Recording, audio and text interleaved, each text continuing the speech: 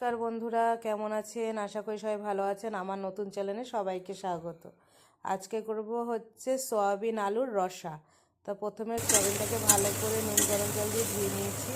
নিয়ে এবার কড়াইতে তেল দিয়ে এবার সয়াবিনটাকে দিয়ে দিলাম। সয়াবিনটাকে একটু ভেজে নেব। তার একটুখানি সয়াবিনের উপরে নুন ছিটিয়ে দিলাম, একটু গোলমরিচের গুঁড়ো আর দিলাম একটু হলুদ গুঁড়ো দিয়ে এবার সয়াবিনটাকে সুন্দর করে ভেজে নেব। এবার তুলে নেব।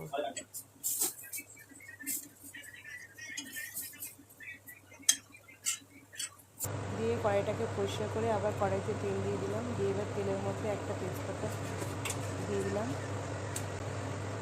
একটু শুকনো লঙ্কা দিয়ে দিলাম,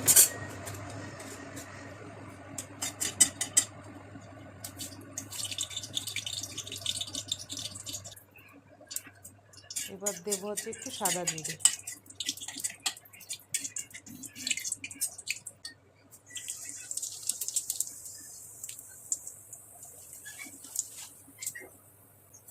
এবার দিলাম এক মুঠো গোবিন্দভোগ চাল ফোড়নে। দিয়ে এর মধ্যে কেটে রাখা আলুগুলো দিয়ে দেবো। দিয়ে এবার সুন্দর করে এটাকে ভেজে নেব আলুটাকে।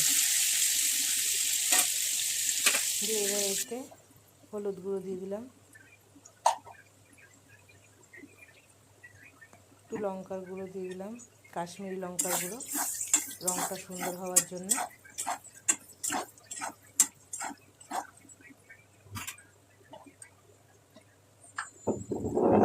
দিয়ে এবার এখানে বেটে রাখা মশলা আদা, জিরে আর একটা টমেটো বেটে নিয়েছি, দিয়ে এটাকেও দিয়ে দিলাম তেলের মধ্যে। দিয়ে এবার আলুর সঙ্গে ভালো করে কষিয়ে নেব।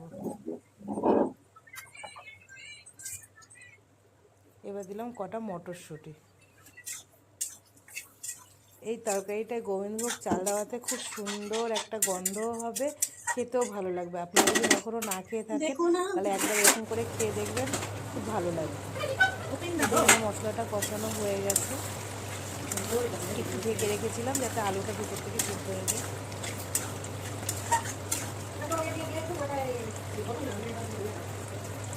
এবার এতে দিয়ে রাখবো ভেজে রাখা সয়াবিনগুলো দিয়ে দেবো। দিয়ে এটাকেও সুন্দর করে কষিয়ে নেব।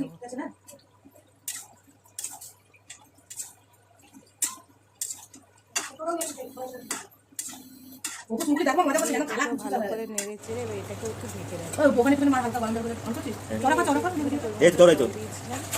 এটা দেখানো হয়নি, জল দিয়েছিলাম।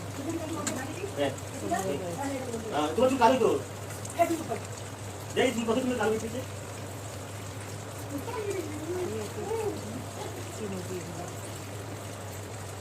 আর দিলাম একটুখানি গরম মশলা। কোন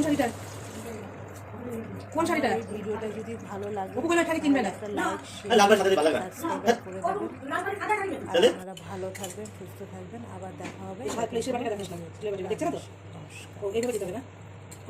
নমস্কার।